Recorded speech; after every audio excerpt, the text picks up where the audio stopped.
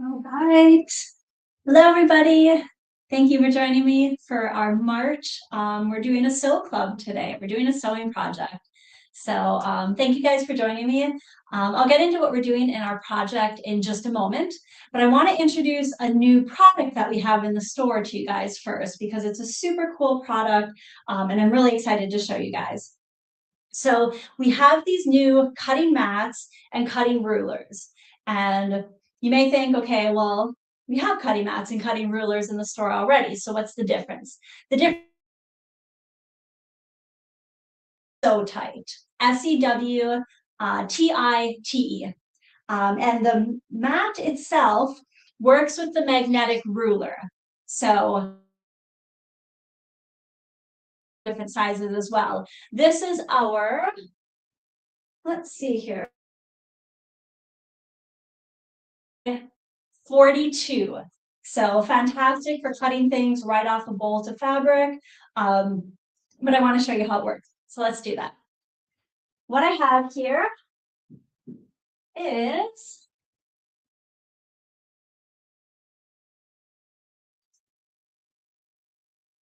all right, some different fabric. Sandwich with some minky on the back. So quite a few different layers here. I was wondering how well the magnet will hold against heavier layers of fabrics. So say I just want to cut maybe like a 2-inch strip off of this. So I can line up the edge of my ruler with my 2 inches. And I can see already it's holding on the sides here, holding pretty well in the middle. Oh, I have it upside down. That would be if, whoa, big difference. All right, holding quite well here. So really nice already. I can feel how well it's holding in place. If you have heavier fabrics like this, you can also get this little booster pack of magnets. This is going to be great for two things. First one is what we're doing right here. The ruler with a heavier fabric. So there's some magnets on the ruler itself, and then the board has the cutting mat has the metal like layer in the middle to make it magnetic. Just anywhere I want along the ruler here, just to kind of help hold that fabric in place. So if I feel like I need some extra hold there, that's totally fine. I'm gonna grab a little mug caddy. Here we go. Notice how I kept my hand down here at the bottom. I know when I'm using my rotary cutter at home and my ruler out, and pause and move my hand so my ruler doesn't shift at all. There was no shift here, just a beautiful cut.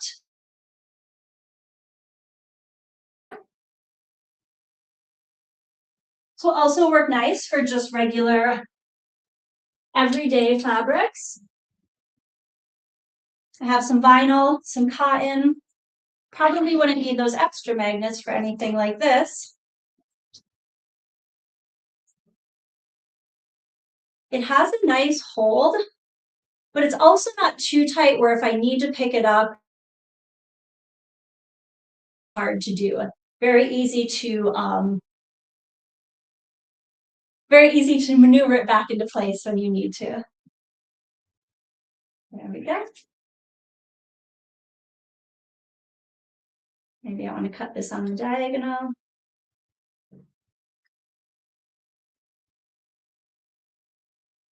Oh, that's cool. Even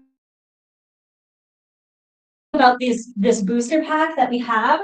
So say you're not just using like a standard rotary ruler. You're not using a regular ruler. Maybe you have a pattern that you want to cut out. So I used to make these adorable little animal pillows. So I had 3 different animals that I would make, and they all had this kind of same.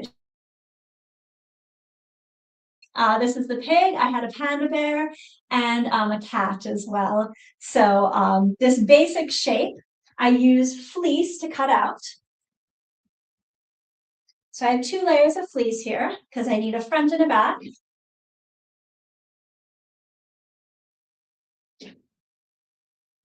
And then I just have my pattern on some, pattern paper here.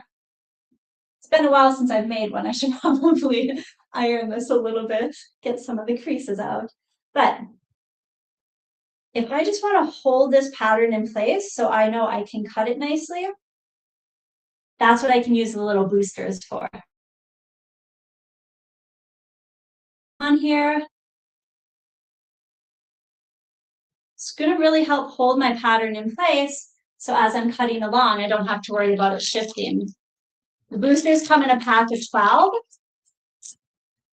So I can use as many as I need.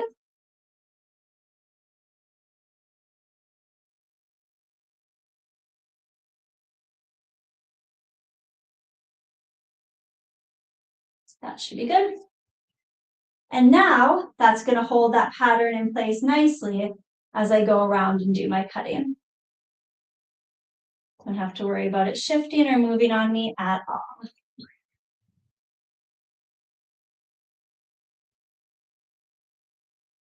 So it's a really exciting new product. Very happy to have it in the store here. You can see a lot of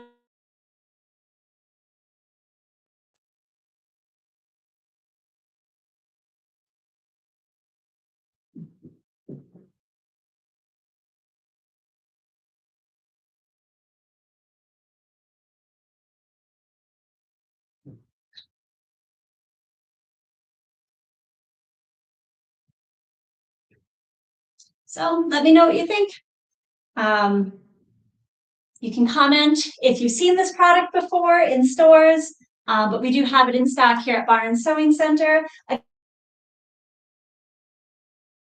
Sizes, and then we also have the booster pack as well. I think the booster pack is phenomenal because there's a lot of times when you're cutting something out of a pattern, maybe not using just a rotary blade. Fantastic. All right, let me scoot this stuff off the table. All right, so today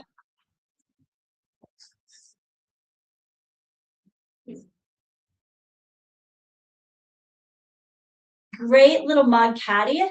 This is from Sew Can She, SEWCANS.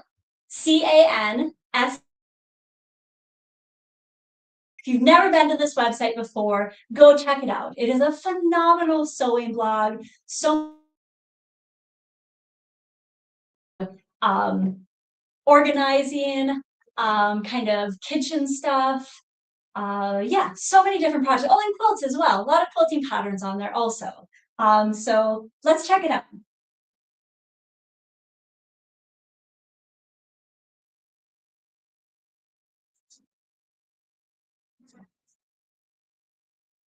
Let me zoom you in here a little bit.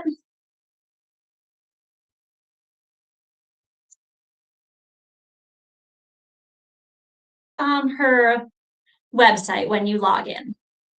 Again, this is sewcanshe.com. So there's a lot of different free patterns built in. Her name is Caroline. Been doing this blog for quite a while, I believe. And then there's this really cool option. So you can actually join what's called her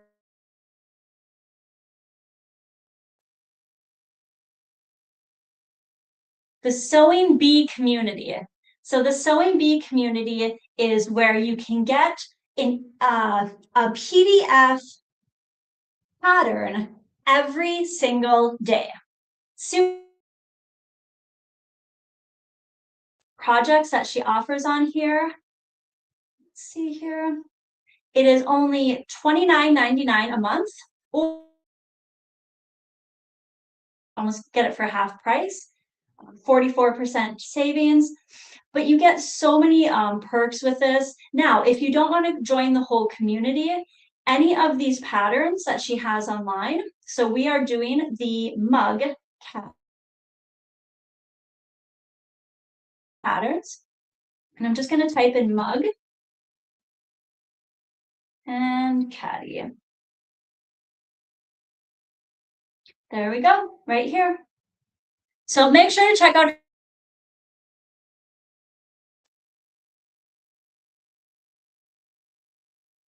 here's our mug caddy. So you could scroll through the instructions.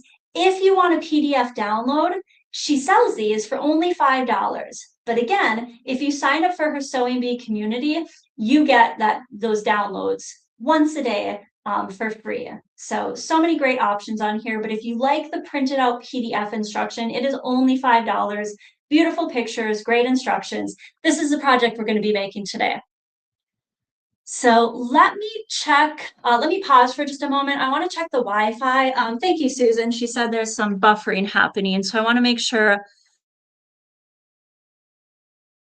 correct Wi-Fi, not the store.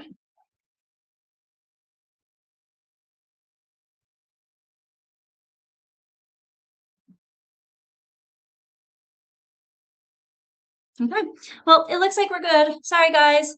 Hi, Susan. Hi, Mom. Yeah, thank you guys for watching. I'm sorry if it's buffering out a little bit. We'll see if we can get that taken care of for next time. All right, here's our great little mug caddy. Isn't that adorable? Little compartments here to hold sewing notions, scissors and bigger projects, pieces and parts in the middle, like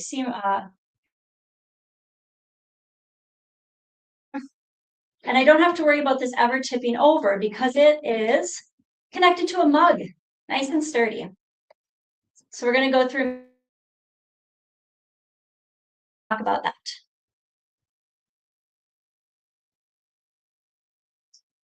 For this project, you will need, let me fix the camera here. There we go. Okay, for this project, you're going to need some product. It's what gives it a little bit of stiffness in the middle there. So you're going to need some fusible fleece. We do carry this in the store. You're also going to want a little bit of spray adhesive. We use the 505 spray adhesive, but any of them would work fantastic. Of course, you're going to need a mug. I just went down to the Village Discount and grabbed a mug. The mug that she uses for this pattern here in the width, and then I believe it was a little over 4 inches tall. So if you use a bigger mug, a wider mug, a taller mug, you would just have to change the measurements, the dimensions of the fabric as you're cutting it out. You're also going to want some Wonder Clips and some pins. You're going to need both. We'll need a marking pen. We need our little seam gauge or a ruler. And something to poke out corners as you turn something right side out to sharpen out the corners. You'll need a little bit of elastic, about 8 inches of elastic cut into 2 little 4-inch strips. Elastic, which is going to be a little bit wider. I did not have that, so I used the 1/4 inch elastic, which is what I had at home. Seems to work just fine. The fold over is prettier though. Strip of SF101 or some type of medium weight fusible interfacing. And then of course we need some fabric. We need ideally 2 colors, 2 or 3, one kind of main fabric and one lining and binding fabric. And the binding. So ideally 2 different colors, but you could do it all in 1 color, you could do 3 or 4 colors. Your choice. It's fabric, you can have fun with it. All right, let's do this. Let's sew this project. I'm going to get my machine scooted over here.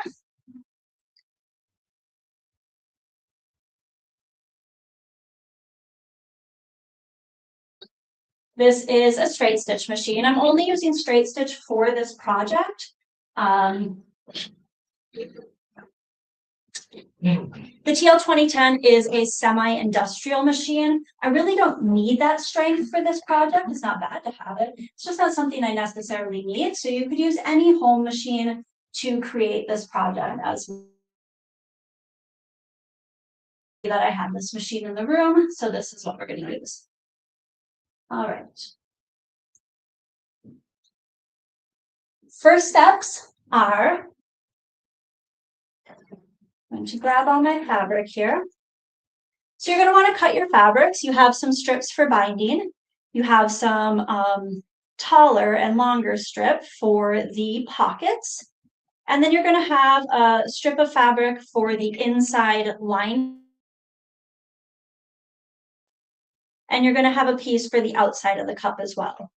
A little chunk of the fusible fleece and a little chunk of the SF101. So we're going to take our two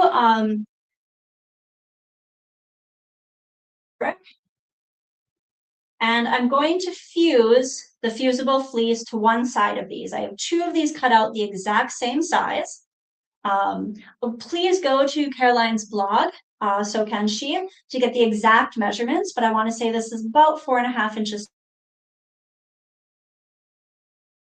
The fusible side of my fusible fleece, put it to the wrong side of my fabric. And I'm going to go ahead and give that a quick, just clean up my workspace here.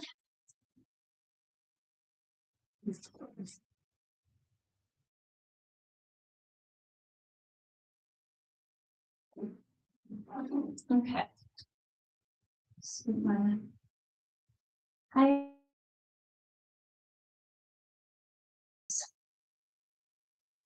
usually just do a couple little taps on the fleece side, just a couple little taps, kind of temporarily hold it in place. And then I like to actually iron it from the cotton or fabric side.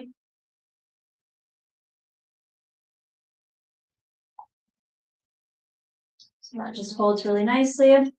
I'd also like my other piece to be held on the other side nicely. So here's where I'm going to use a little blast of that 505 spray. This is just a temporary adhesive spray. And I'll just give a little spritz.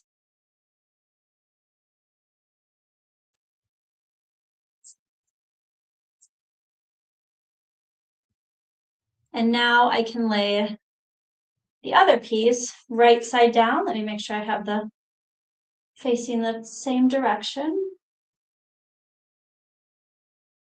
Right side facing up. That way both sides are held nicely in place and I have the spools facing the right way.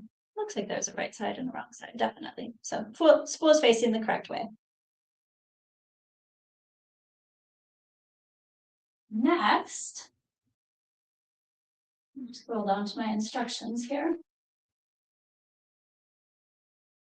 Now we're going to take this pocket piece, which is the little bit taller of my two green pieces. One is going to be 2.25 inch strips for binding. I love 2.25 over 2.5, but I have this taller piece of fabric.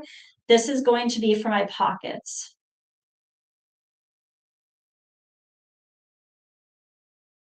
Little compartments here in the front. So I'm going to go ahead and I'm going to fold that in half lengthwise and give that a good press.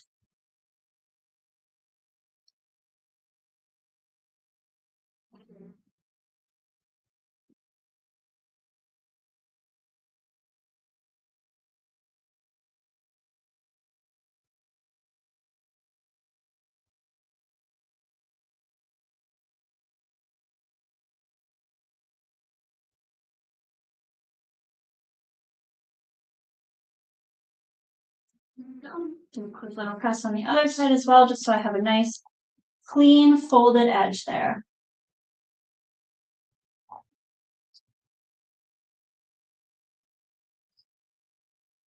Oh, I forgot. You also are going to need a tearaway stabilizer.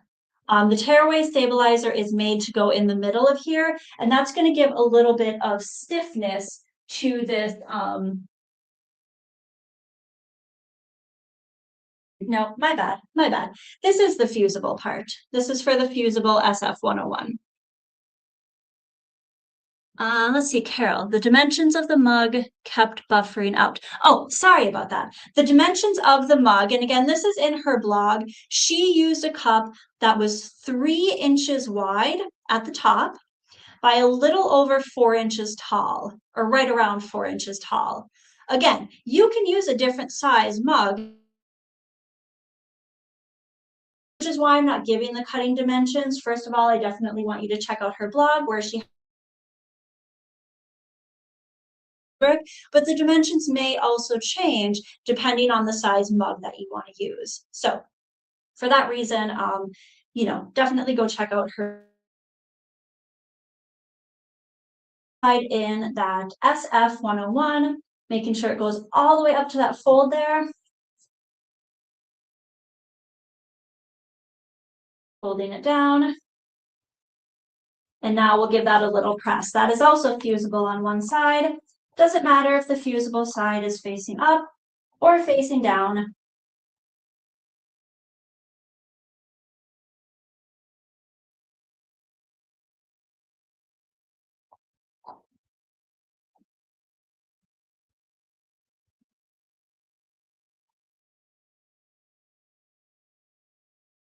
Fused.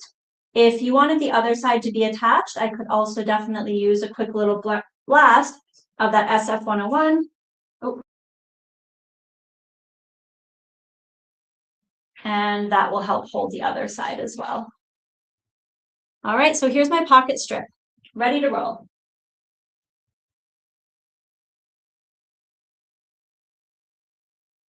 Here's where we're going to want to make some marks.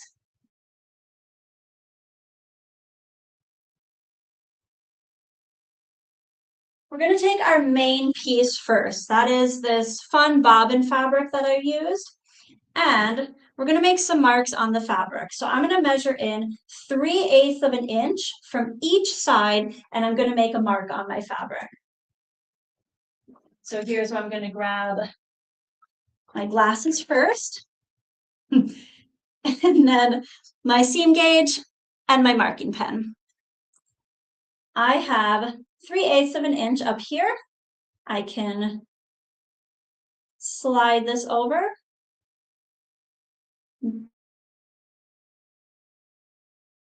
3/8 of an inch is right down here. I'll do that on the other side as well. I'm marking the bottom edge of this. That's going to be important, not the top edge. And there's 3/8 of an inch. So on either of the bottom sides, measuring in 3/8 of an inch and making a small little mark. Now from those marks, let's see here. I'm going to measure over 1 7/8 inch.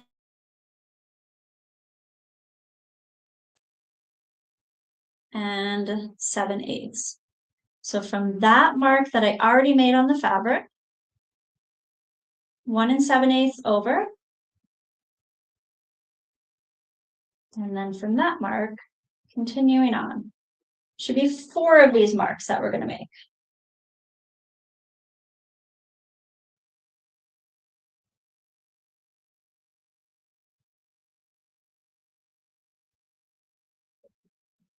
And then she does make a little note that end smaller, so that is totally fine. The ending may not be perfect. That 1 7/8 may not be the exact measurement of the last space. That's totally fine. So we have 1, 2, 3, 4 marks going across at 1 7/8 inch from each other. Cool. So now we're going to take our piece that we just made for the, we're going to make different marks on here. Let's see here. We're going to start with the same on the corners, bottom corners, 3/8 of an inch.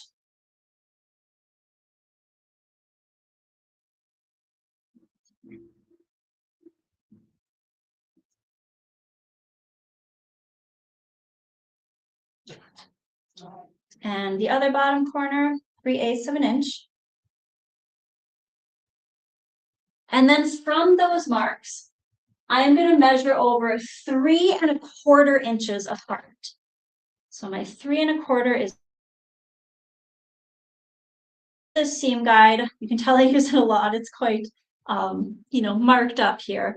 But I just move this little lever right where I want, and I know all of my marks are going to be very consistent.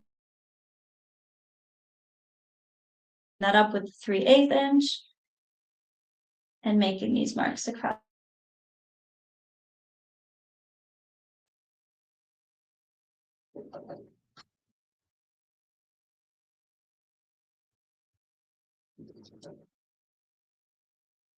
And then once again, the last inches, but that's okay. It's going to be quite close, so we don't have to worry about that. So on our main piece of fabric, I just made small little like 1/2 inch marks. On this pocket piece, I want to make full straight line, like full from top to bottom marks. So I'm going to run and grab my ruler over here. And now I can go ahead and extend those marks all the way up. Let's get my iron out of the way.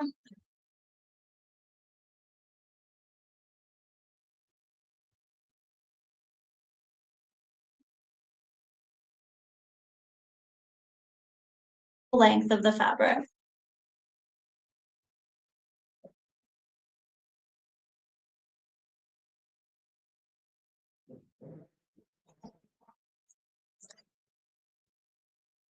This is going to be helpful in the next part when we get to pinning and sewing it on. These are going to be our stitch lines, which is why we want it to be the full length of the fabric. So we're very clear about where we're stitching and it stays nice and straight as we're stitching.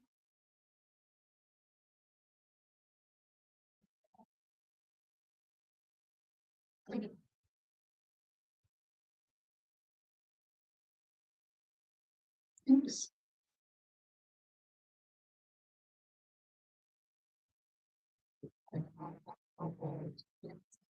And one more.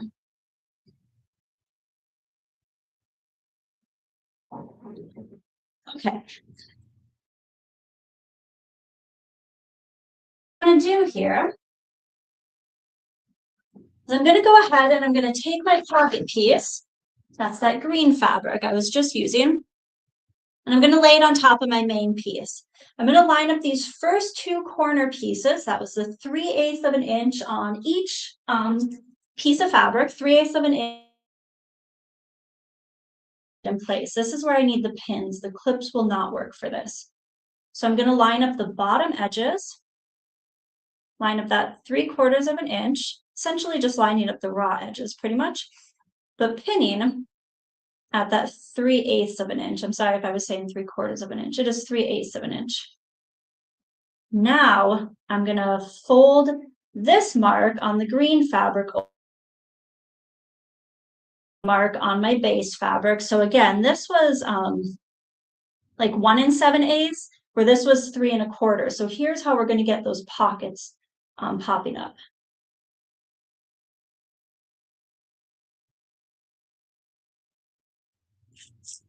And pin this in place all the way across.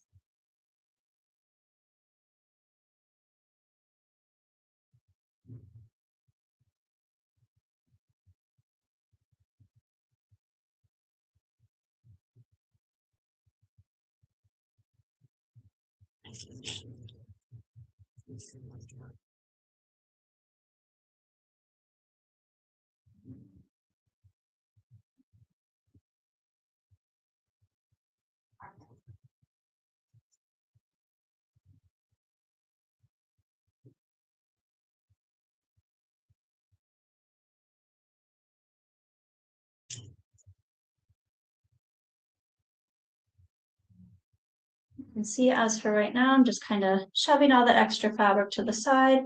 We'll come back to that in a minute. Making sure everything's lined up. Just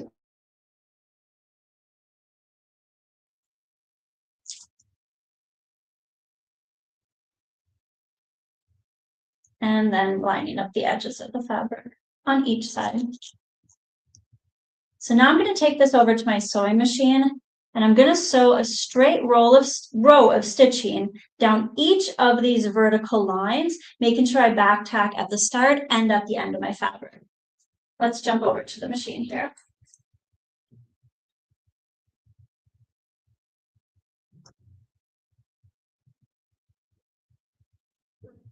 My stitch length is at 2.5 right now.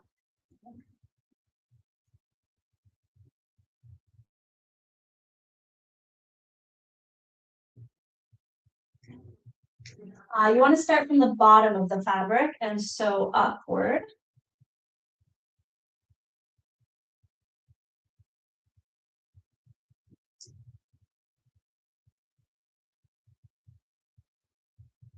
There we go.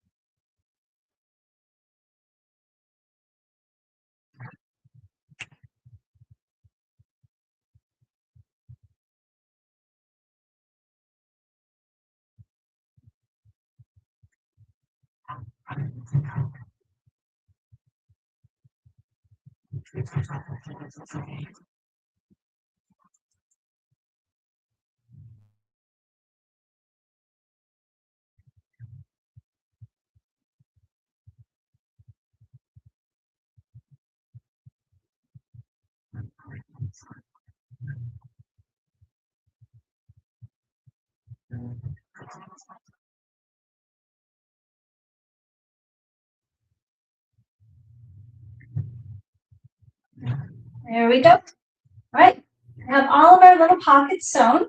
This kind of looks like this right now. All right, let's take it back over to our workspace.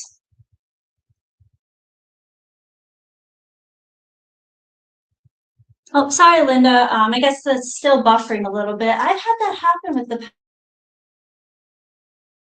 So I'm going to ask Chris to check into that. We do have separate, Wi-Fi over here in the event center.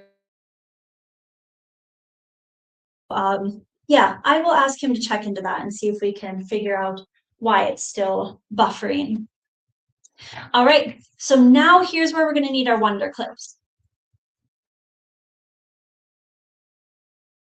Want to pleat them. So what I mean by that is I'm going to squash out the center here and slightly till I get a small pleat. Trying to keep my hands out of the way so I can show you what I'm doing. Let me do it this way. Use your fingers to kind of push out that pocket and then fold it back in on itself just until it's coming to that stitch line that we just did. That way the next one will butt right up to it. So I have a little, and I've squashed that pocket flat. And then I'm going to go ahead and clip that on each side just to pockets. So squash it out, squash it down.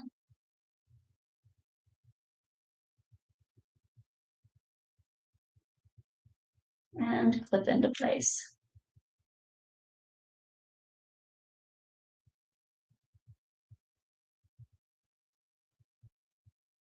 Oh, looks like that one extended past the line a bit.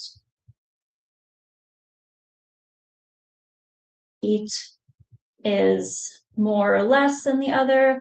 I really just want them to kind of butt up side to side like I'm doing here. So the end of this pleat is the start of the next one. That's all I'm kind of looking for. This pleat goes to the line. And clip in place.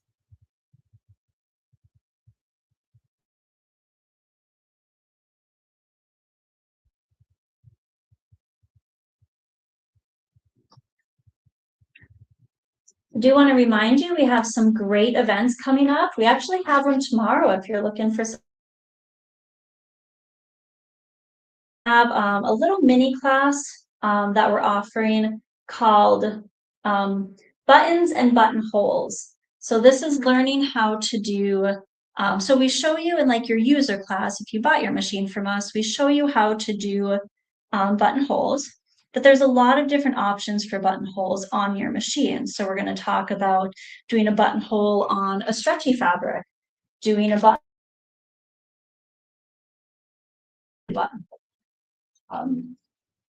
So it's going to be a really fun class. We're also teaching you how you can use your sewing machine to sew a button on if you don't want to hand sew it on. And we're also going to be talking about buttons, buttonholes, and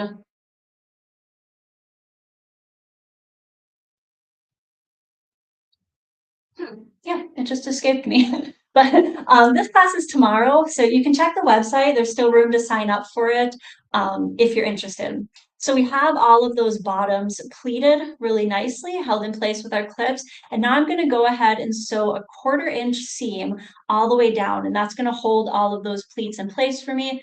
And again, I'm on the bottom of my chunk of fabric, 1/4 inch seam all the way across to hold those in place. Let's head on over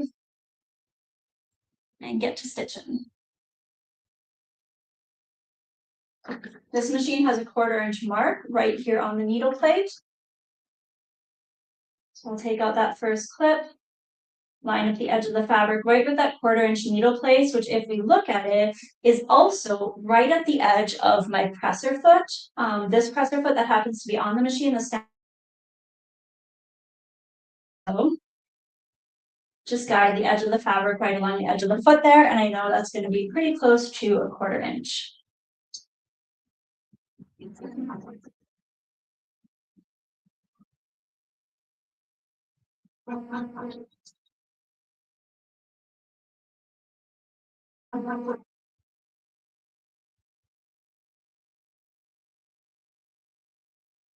You get any shift in your fabric, you may just want to reposition that pleat before you keep sewing.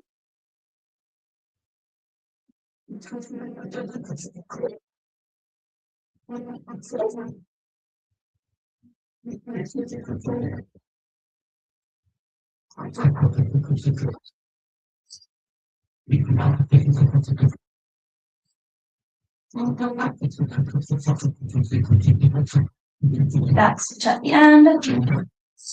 And there we go.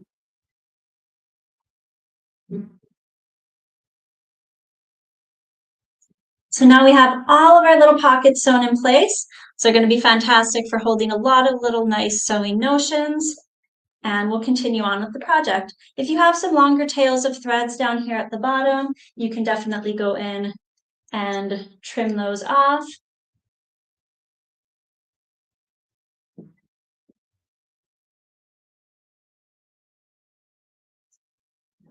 Or you could also even zip down here with a rotary cutter if you want to, just to kind of clean up that bottom edge. But all right, let's move on.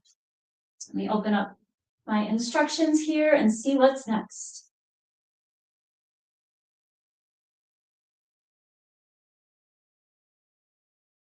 Flap, and that's the part that's going to go on the inside of the cup, just so you don't have like a, empty cup in there. There's also a nice little lining fabric that goes. To take our bigger chunk of main fabric, and we're going to go ahead and fold it in half. Give this a quick little press, just so I have some nice clean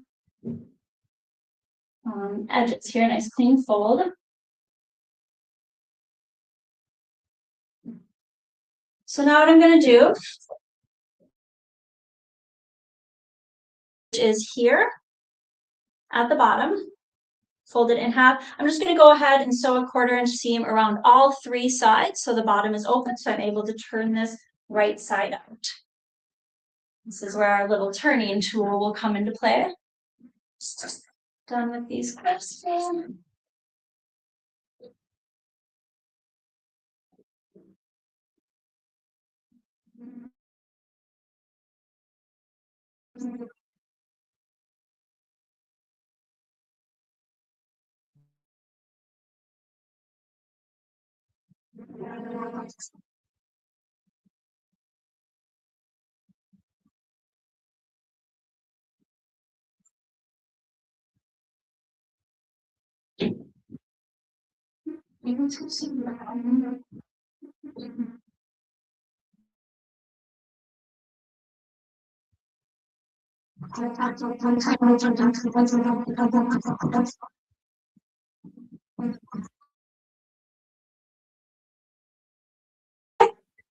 Let's turn this right side out.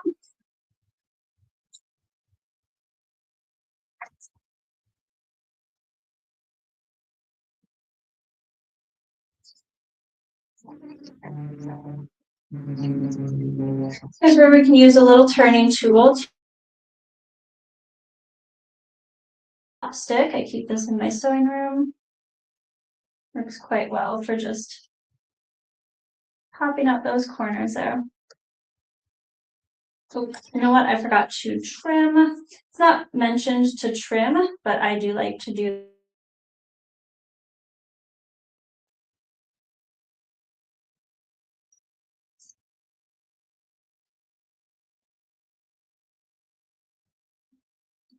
And I'm wondering if, let me check her.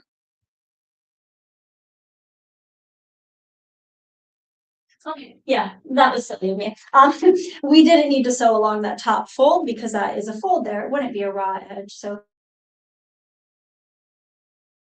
it just took off a little 1/4 inch multiplied by 2. So it took off 1/2 inch. I'm not going to worry about it.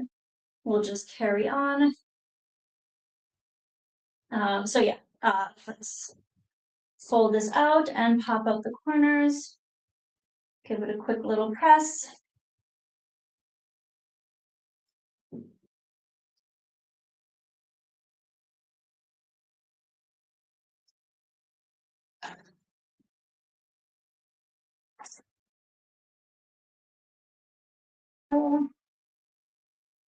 And just a nice little press to get a nice edge. Nice clean edges.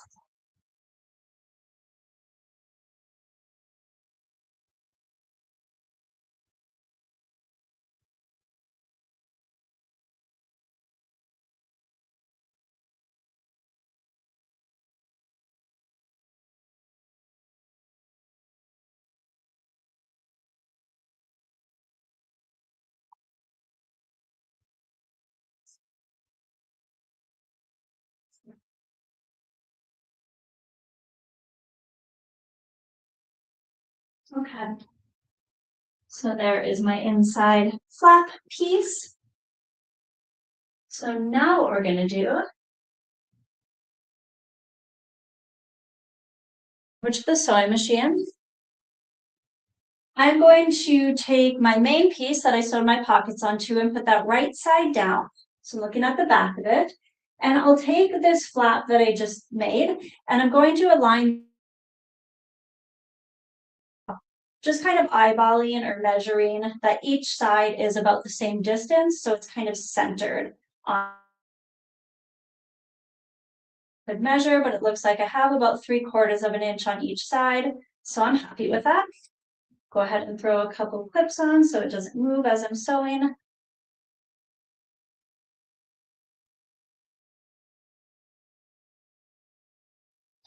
And now we're going to go ahead and sew across with a 1/4 inch seam allowance, just right across the top.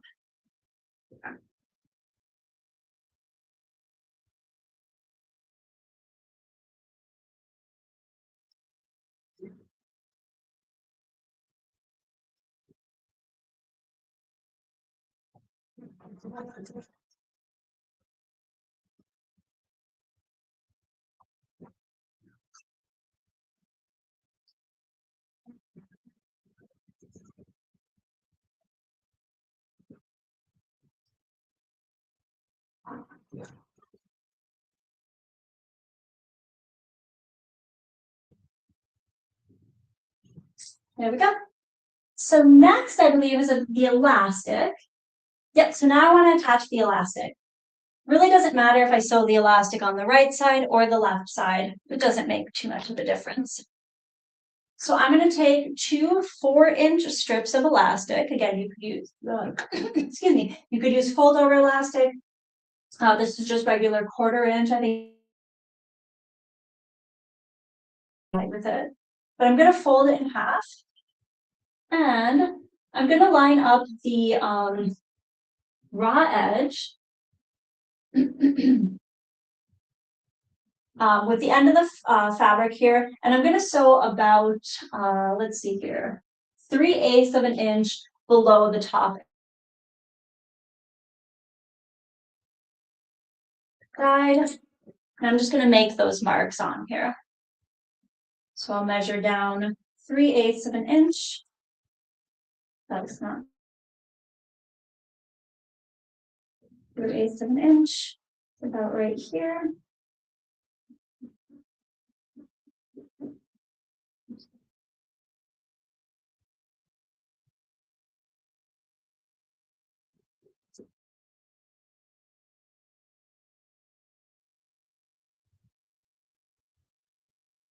Raw edges lined up. That 3/8 of an inch is where the top of my elastic is going to go. Line up the raw edges, and I'll sew it on with a 1/4 inch seam allowance once again, which is fantastic with this machine because I can use the edge of the foot along the edge of the fabric, or if you have your 1/4 inch out, the fabric would be just hanging on the inside of that little guide there. So that would be a nice little wall for the edge of your fabric. I'm going to move my stitch length down to 2. I really want this elastic to hold nicely. And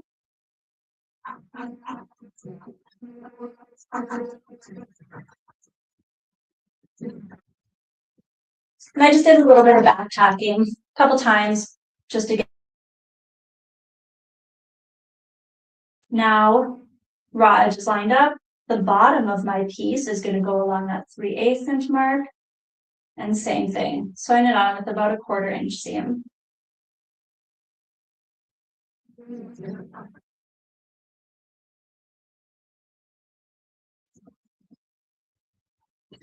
There we go. All right, now we're going to talk about binding. So we did binding in the, I believe that was the last club. So this is, similar, but on a smaller scale. I'm just going to do some binding here.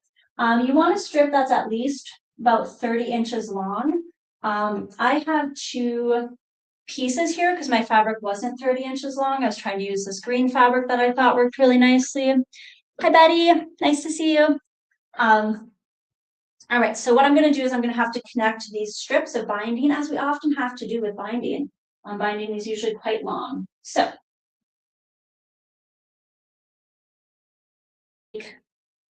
the ends and match it up with the ends of this piece. I like to overhang like an 1/8 of an inch on one side and an 1/8 of an inch on the other side. So let me move the camera angle so we can see this. I need to sew from corner to corner here, but if I have the fabric where just the raw edges are lined up, I can see this corner nicely. This corner over here is kind of hard to gauge because shimmy the fabric over so I can see like an 1/8 of an inch of fabric here. I need to make sure that this piece also overhangs an 1/8 of an inch past. But now I have a very clear corner here and a very clear corner down here that I'm sewing between. So I am going to just angle my fabric into the machine.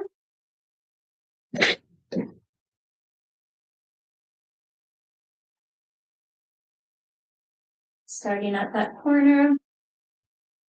And just kind of eyeballing that I'm coming straight across. You could definitely take a ruler and mark that straight sewing line. Sometimes that's really nice to do if you want to be super precise. Just like we did when we sewed the little pockets on. This foot has this nice little opening here. Marked on my fabric. So I'll just go ahead and do that just so you can visually see if you're not comfortable with this, if you haven't sewn a lot of binding. Let me get my stripes back in place. They're on my nice slippery sewing table, so it's moving around when I don't want it to. Right. Ruler down to hold that in place. I'm just gonna mark here from corner to corner. It's gonna be my nice little stitch line.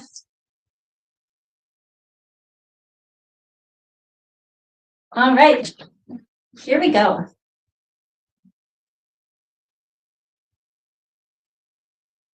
And what I was saying about this foot is I have this nice little groove here on my foot, so it just perfectly shows my stitch line. I can see that it's angled, that it's right in the center of that little groove on the foot.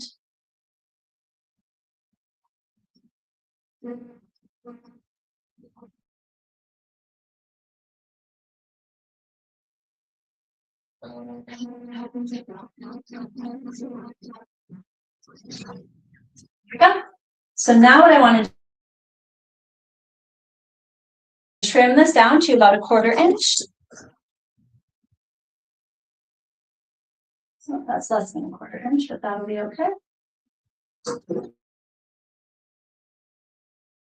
Seam is not all in one piece, as if I would have sewn them together flat like this and then opened it up. So that seam, as I flip my binding around, as we're going to, that's a lot of bulk all in one area. This distributes that bulk on a diagonal. That bulk is hidden a little bit more. So let's just give this a good press. We're going to sew some binding on.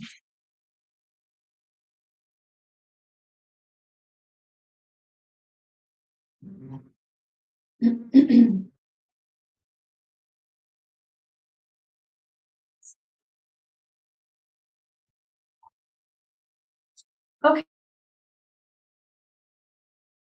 And I'm going to go ahead and fold it in half and press it.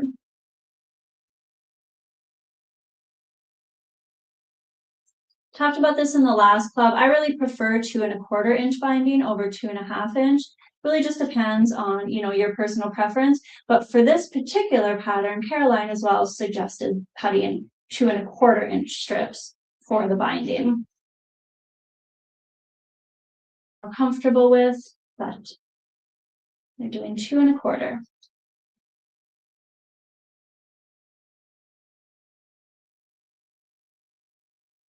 Just giving this a nice press so we have a good folded edge.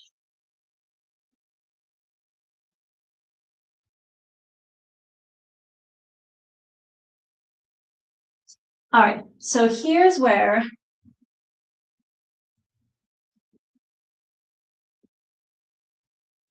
we're going to bind our project. Oh.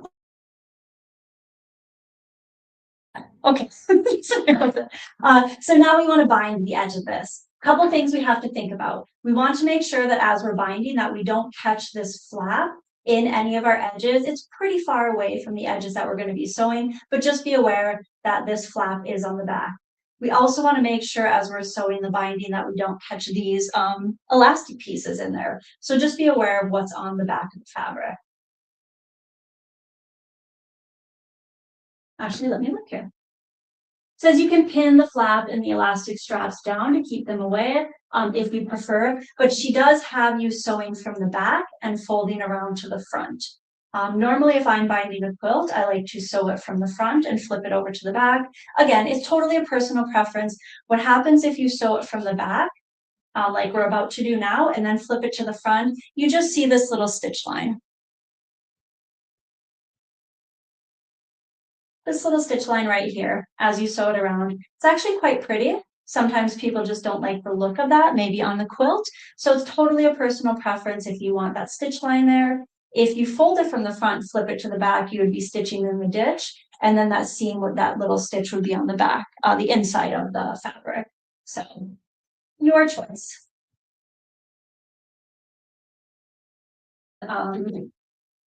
Sew it from the back. So what I want to do is I want to take about maybe 3 inches of binding, about 4 inches. I'm going to take a bigger strip because I was a little I didn't leave enough when I was at home, and it was kind of hard to do when you come around full circle, which I'm going to show you. So I'm going to leave about 4 inches before I start sewing. Worry about, I have the raw edges all facing the same way. Pop my foot down, edge of the fabric along the presser foot.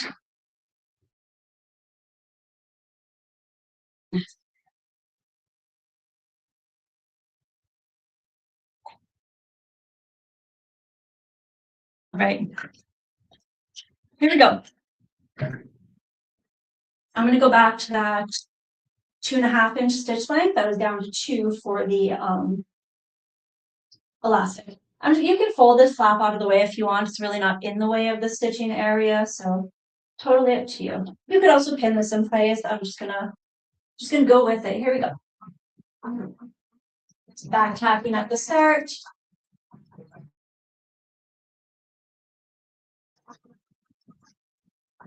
When we get about 1/4 inch from the edge here, just kind of veering off, cutting the threads, and we'll go ahead and do our mitered corner, pulling the fabric up and giving it a crease at that 45-degree angle. I can see my fabric is nice and straight along the edge. At the top edges are now nice and lined up also, and continuing down the side.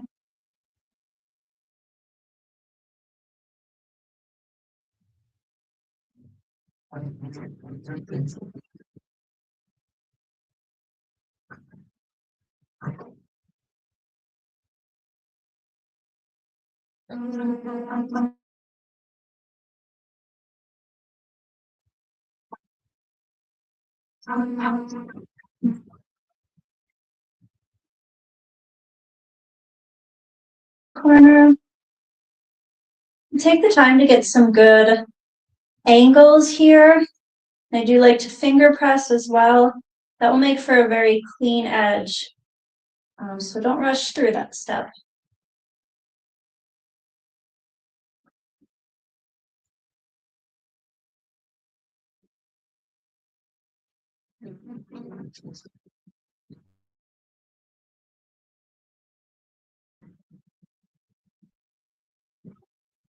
I just have a regular needle in the machine. You could definitely use a quilting needle. Quilting needle is fantastic when you're going through like top batting and backing, which is essentially what we're doing here.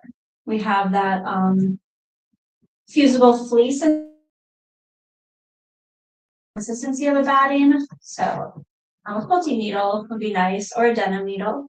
We're getting to where I just want to make sure that this elastic is kind of just scooted out of the way. Again, I'm only sewing 1/4 inch down here, but if it happened to, fold inward underneath my fabric and I didn't notice it, we wouldn't want that to happen. So I can just make sure it's kind of shoved away.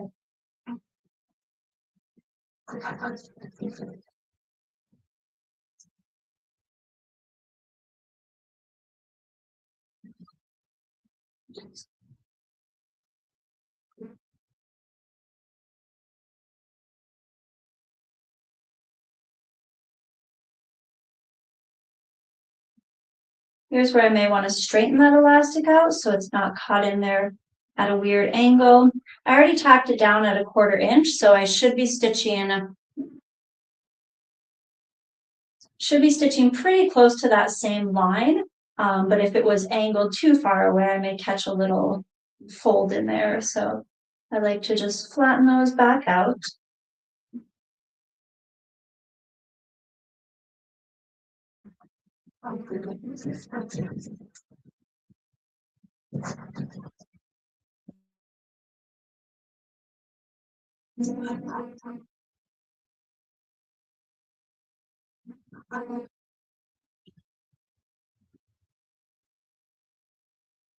Last side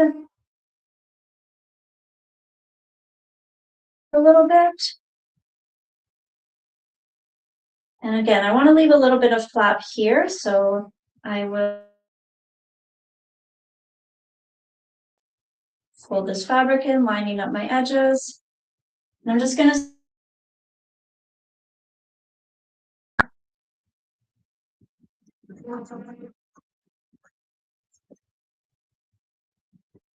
Okay. So what I want to do now, I'm not a pro by this part at any means. This is still, I still struggle with this part sometimes. These two pieces would come together and meet, right? So I have some extra fabric here, but I can see down here is where they would join, right? So I can do a little bit of a fold on one side and a little bit of fold on the other side. So this is where my fabric, my binding strips are going to connect together. So press right there. And let me look at the instructions. I don't feel confident. Okay, yeah. So fold them back like that. And then I want to trim. So I want to trim most of this excess off. I want to trim so there's just to mark this because the 1/4 inch is going to be my seam allowance when I'm it may not end up stitching well. So I just grab my little ruler. I'm going to line up that seam where they meet, and I'm going to mark a 1/4 inch on each side.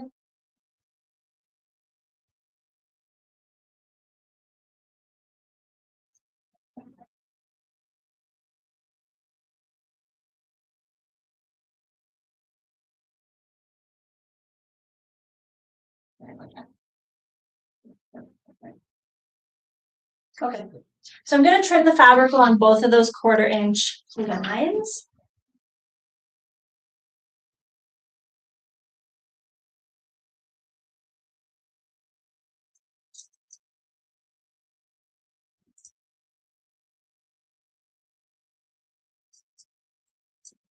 Okay.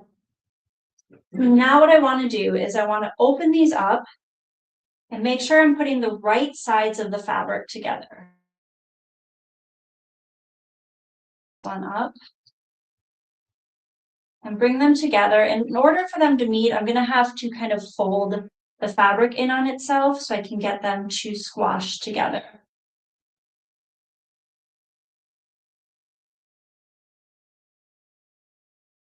Go ahead and clip it in place. It's a small little piece, but I really don't want it to move at all. So this end together once I get it under the presser foot. So let's come over to the machine here. I'm going to just kind of fold my fabric out of the way so I can just work with these little binding strips, getting that edge together. Oh yeah, my 1/4 inch mark. I don't need to worry about it anymore because I'm going to use the 1/4 inch at the edge of my foot there. So the edge of my fabric along.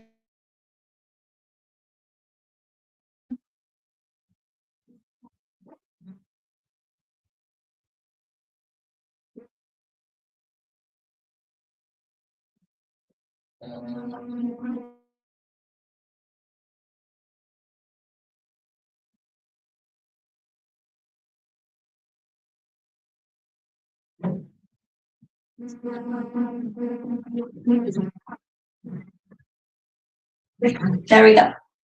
So now, as I unfold everything, it should be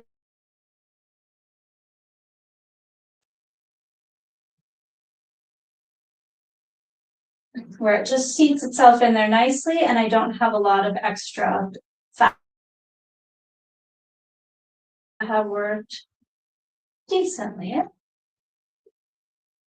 There we go. So now I'm just going to finish that 1/4 inch seam all the way around to finish my binding.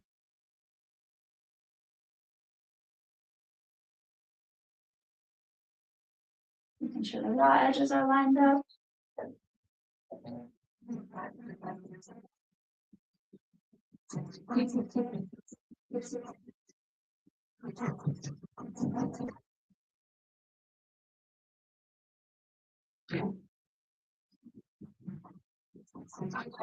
This happened as well with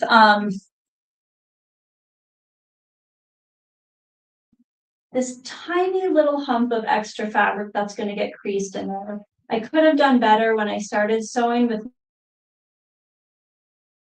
that excess out a little bit. So just need to get a little bit better at kind of distributing any extra, or maybe just measuring a little bit better when I bring those two strips together. But either way, not too bad. I was able to press the majority of that out, and I just have that tiny.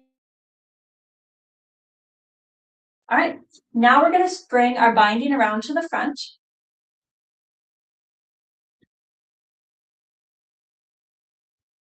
And I just watched a little video on this, actually, a new little trick that I learned, so I'd like to share it with you. So to reduce some of the bulk on a mitered corner, so we'll start on this corner here. This vertical piece that I have is what's folded on top of this longer horizontal piece going across. So when I flip it, I don't want to bring the longer horizontal piece in first and the vertical piece on top again, because that's the same as what I have on the bottom there, and then that's a lot of bulk on that one side of my seam. I actually want to reverse it, so I want this part that's on top on the bottom underneath in the front here. Sure that seam is pressed out, fold it on over. Vertical goes down first, horizontal comes in next, and really just watching that those mitered corners line up well. That's going to reduce some of that bulk on the corners there. So we'll go ahead and sew this down. Again, I don't usually take the time to fold it all and pin it in place. I just kind of sew it as I go. But now that I'm thinking about those corners, maybe I will pin it. So here, this horizontal is on top. So I'm going to put the horizontal strip on the bottom, send it all the way out, and the vertical will be on top for that corner. Again, just to reduce the bulk. Something I've never really thought about on those corners, and just making sure that I come to nice points. Oh, I think we lost some of our light there. Just making sure I come to nice points here as I fold everything over. I do want to watch, and it's not the end. Ideally, I don't catch these folds on either side because I'd like, remember there's that little pleat there. I'd like there to be a little bit more of a pocket. On my caddy that I sewed, one side you can see I did not catch the pleat, so that pocket can open a little bit more. But on the other side, I did catch the pleat. It's okay. In there, even a little marking pen. It's just not as big as some of the other pockets. So totally up to you if you like those skinnier pockets on each. A little more open. All right, around here. Put this down first. This one goes.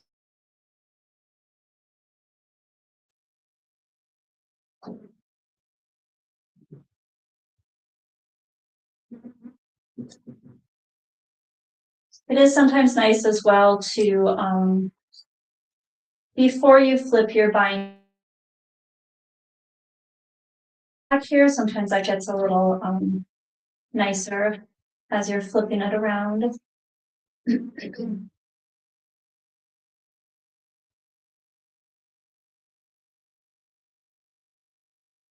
Oops.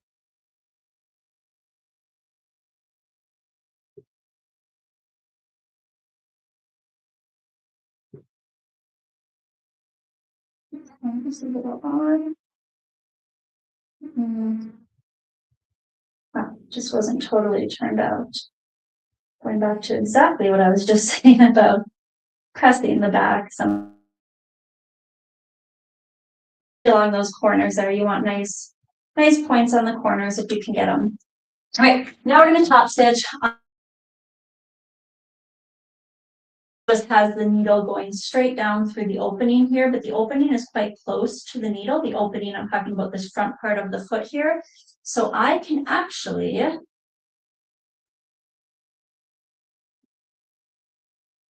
just guide my fabric right along the inside of this front left toe here. And I know that a 1/16 of an inch, maybe. I don't even know. Let's look here. Let's look at my little seam guide. Yeah, maybe 1/8 of an inch. About 1/8 of an inch away from the edge. Nice and close. Makes for a really nice close top stitch, like I had on the other mug caddy that I did. So here we go. I'm just going to start on this edge here, making sure the pocket's pulled away, doing some back stitching, and just watching the fabric as it comes in. That's right along that little inside of the foot.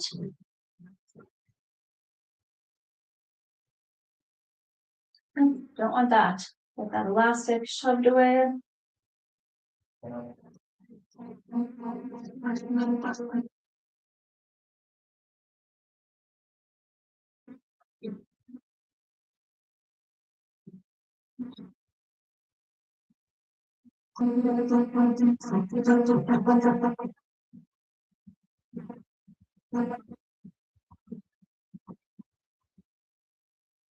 I also kind of have like a teal thread, so it'll be a fun little contrast thread color.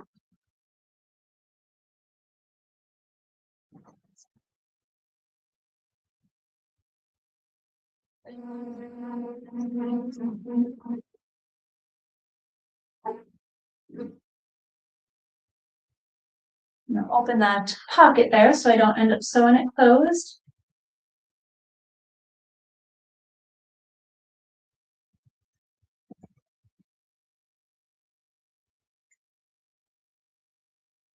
And slide back under the foot.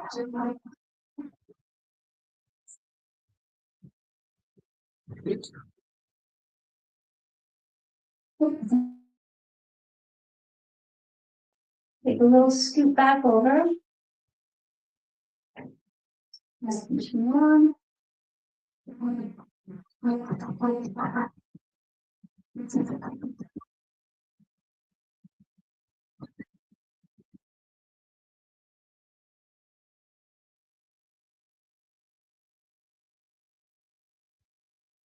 Let's show it then.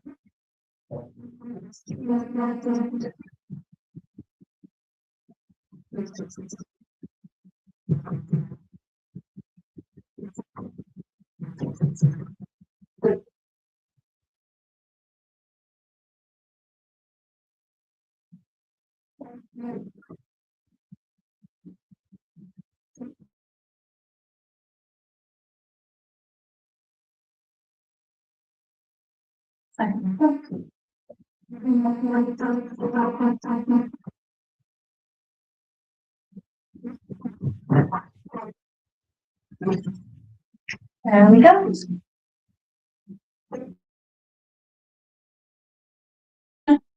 All the way along the edge.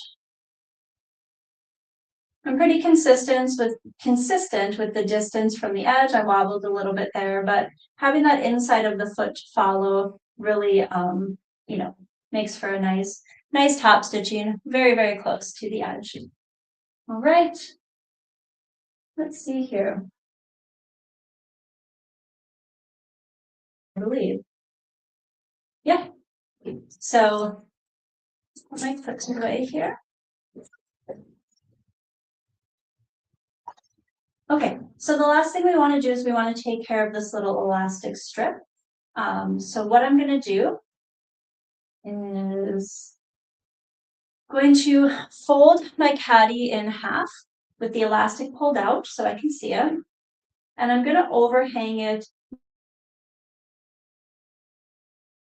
And I'm going to stitch down the ditch of this binding. So that's that seam between my main fabric and my binding fabric. So pulling it across, and to make sure the top of my caddy is lined up, so the top edge is up here, and then just overhanging that binding. by about 1/8 of an inch.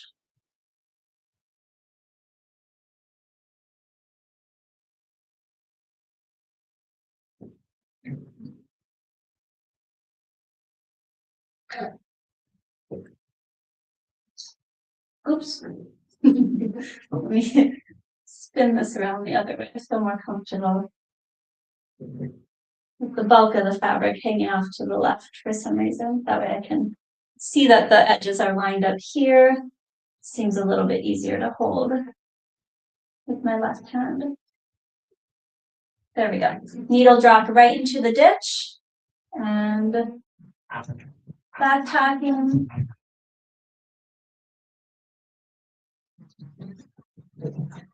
And again, just sewing over a couple times. I really wanted to hold that elastic nicely.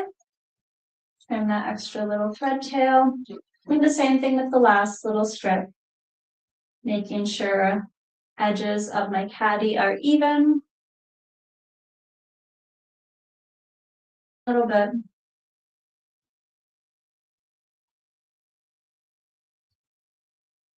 Dropping the needle into the ditch.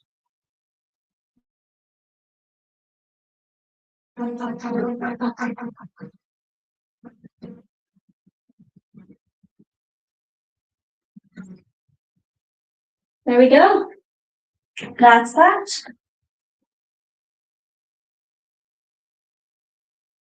We have finished our mug caddy. And let's go ahead and see how it fits. So we have that little fabric flap in the middle, remember? So it is easiest to kind of lift that up and out of the way. I'll grab my mug here. And I just want to tight. So let's get this down here. There we go. It's meant to fit fairly tight, so take your time, just kind of wiggling it onto the machine, onto the cup, and then stretching this elastic over the handle. Again, it's meant to be pretty tight to hold it well, so be gentle as you're scooting that elastic over. One elastic will remain on the bottom of the handle, other piece remains in the top. This part just kind of hangs out until you shove it down inside. There we go.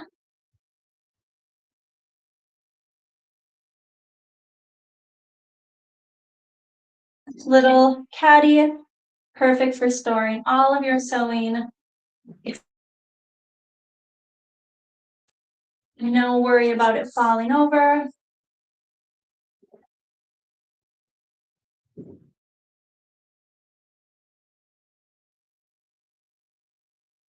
Awesome. Well, thank you guys so much. Hope everybody enjoyed our club this month. Again, if you're interested in sewing your buttons on with your sewing machine, not hand sewing on, talking about different types of buttonholes on knit fabrics, buttonholes down the front of a shirt, talking about how to line up buttonholes down the front of a shirt. You will be doing that in class as well. And then, oh, and eyelets. Eyelets are the other things. So it's buttonholes, buttons, and eyelets. You're going to learn how to sew an eyelet as well with your sewing machine. So if you're interested in that, that class is tomorrow afternoon. I want to say it's from 1 to 3. So yeah, there's still a little bit of room in there. Next week, if you have a Juki quilter from us and you have the QCT software, next Friday I am teaching a class start to finish, edge to edge quilting on QCT 6. So how this class works is you come into the store, we do it on our floor model, but I don't touch anything. I step you guys through loading the fabric onto the frame. I have you jump into the QCT and put in the quilt dimensions. I have you design the layout of the quilt, and then we go row by row. We talk about how to advance between the rows, any editing sometimes fabric has shifted in the last row. You only need it to sew this much, but the pattern's this big. So we talk about how to finish that last row as well. So it's a fantastic class. If you purchase your QCT6 from us, it's also a free class, so even better. If not, if you haven't purchased your QCT6 from us, you're still welcome to come to the class. There's just a charge for it. And then next Saturday, Donna is doing a newer by Annie class. It is the Drop Zone, cute little zippered pouch that opens up quite large and lays nice and flat, so you don't have to worry about it falling over, but it can store all of your kind of like travel accessories, sewing notions, things like that. So we have quite a few fun classes here available still in March. Thanks, Mom. Thanks, Carol. Thanks, Linda. Thank you guys so much for watching. I really appreciate it. I hope everybody has a great day. Thank you.